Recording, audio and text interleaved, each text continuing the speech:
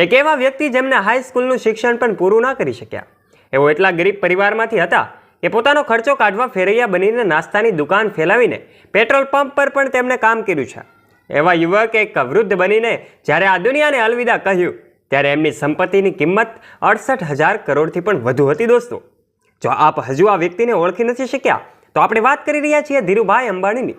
એક એવો સમતોલ ચહેરો જેને પ્રત્યેક વ્યક્તિને મોટિવેશન આપ્યું કે સફળ થવા માટે માત્ર મોટિવેશન, પૈસાની જરૂર નથી, પરંતુ નિયત જોઈએ સફળતા એને જ મળે છે જે તેના માટે જોખમ ઉઠાવે છે.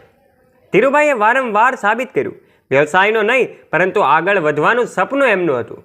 તો ચાલો મિત્રો, આજના વિડીયોમાં આપણે જાણીએ કે ધીરુભાઈએ પેટ્રોલ પંપથી લઈને અહીં સુધીનું સફર કેવી રીતે પૂરું કર્યું અને આજે રિલાયન્સ ઇન્ડસ્ટ્રીમાં મુકેશ અંબાણીનો કેટલો મોટો સહયોગ છે અને આજે અંબાણી પરિવાર કેટલી સંપત્તિના માલિક છે. તો બસ આ વિડીયોને અંત સુધી જોઈ લેજો, તમને તમામ માહિતી મળી રહેશે. અને આ વિડીયોને એક લાઇક કરી દેજો અને હજુ સુધી આપણે ચેનલને સબસ્ક્રાઇબ ન કરી હોય તો નીચે રહેલું બેલ આઇકન દબાવીને અમારી ચેનલ ધ ડીએ મોટિવેશનને અવશ્ય સબસ્ક્રાઇબ કરી લેજો. 28 ડિસેમ્બર 1932માં ગુજરાતના જૂનાગઢના નાનકડા ગામ ચોરવાડમાં ગોરધનભાઈ અંબાણી, જે એક શિક્ષક હતા, એમના ઘરમાં એક બાળકનો જન્મ થયો અને જેનું નામ રાખવામાં આવ્યું ધીરજલાલ હીરાચંદ અંબાણી.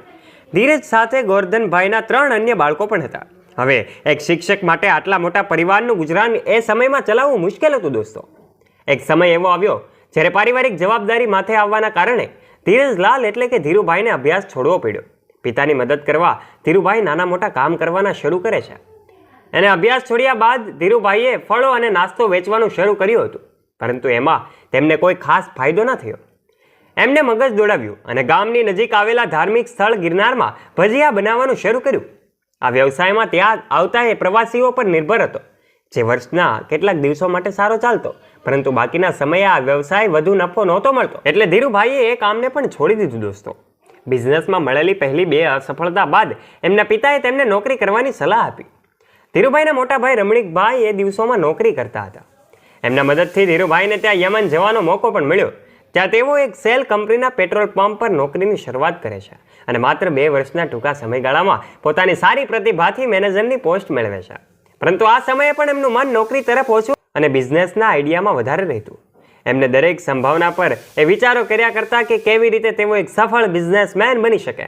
જોકે આ પછી ધીરુભાઈ અંબાણીને ખબર પડી કે ત્યાંના જે ચલણી સિક્કા છે, જેમાં ચાંદી લાગેલું છે, જેની કિંમત તેમના સિક્કાઓથી પણ વધુ છે, તો ધીરુભાઈ અંબાણી અધિક માત્રામાં સિક્કાઓને ખરીદવા લાગ્યા અને પોતાની પાસે એકત્ર કરવા લાગ્યા. ધીરુભાઈ આ સિક્કાઓને ઓગાળીને ચાંદી વેચીને લાખો રૂપિયા કમાણા અને પછી ત્યાં યમનમાં સાલ 1957માં મુકેશ અંબાણીનો જન્મ થાય છે. ત્યારે તેમનો પરિવાર એટલો અમીર નહોતો. 1958ની વાત છે કે તેઓ યમન છોડીને ભારત પરત ફર્યા. ભારત આવી ધીરુભાઈ અંબાણીએ કપડાં અને મરી મસાલાનો વ્યવસાય શરૂ કર્યો. શરૂઆતમાં ધીરુભાઈએ કપડાના પ્રોડક્શનમાં એવા દોરા બનાવ્યા જેને કપડાં બનાવતી કંપનીઓને ખૂબ જરૂર હતી. ત્યારબાદ ધીરુભાઈએ પોતે જ કપડાં બનાવવાના શરૂ કર્યા અને 1966ની વાત છે કે તેઓ એમ કહેવાય કે પોતાની પહેલી ફેક્ટરી પણ શરૂ કરી, જેનું કંપનીનું નામ રાખ્યું વિમલ. ધીરુભાઈની કંપની સફળ રહે અને વિમલ એક ખૂબ મોટું બ્રાન્ડ બની ગયું હતું. પરંતુ હજુ પણ મુકેશ અંબાણીની સ્કૂલ લાઈફ એક મિડલ ફેમિલીમાં જ વીતી હતી. એમના પિતાનો વ્યવસાય તો ખૂબ સારો ચાલતો હતો. દોસ્તો, પરંતુ જ્યારે તેઓ એટલા મોટા બિઝનેસમેન નહોતા બની શક્યા. મુકેશ અંબાણીએ પોતાના ભાઈ અને આનંદ જૈન સાથે મુંબઈના હિલ ગેરેજ હાઈસ્કૂલમાં અભ્યાસ કર્યો અને ત્યારબાદ મુકેશ અંબાણીએ મુંબઈ કોલેજનો અભ્યાસ પૂરો કર્યો અને ત્યારબાદ તેઓ ઇન્સ્ટિટ્યૂટ ઓફ કેમિકલ ટેકનોલોજીમાં કેમિકલ એન્જિનિયરિંગમાં BAની ડિગ્રી પૂર્ણ કરી. ત્યારબાદ ગ્રેજ્યુએશન પૂરું કર્યા બાદ મુકેશ અંબાણી અમેરિકા અભ્યાસ કરવા માટે સ્ટેનફોર્ડ યુનિવર્સિટીમાં એડમિશન લે છે. એડમિશન તો લીધું દોસ્તો, પરંતુ વચ્ચે એઓએ અભ્યાસ છોડીને ભારત પરત ફરવું પડ્યું, કારણ કે એ જ વખતે તેમના પિતાનો બિઝનેસ સારો ચાલતો હતો, જેનાથી તેઓ તેમના પિતાની મદદ કરી શકે.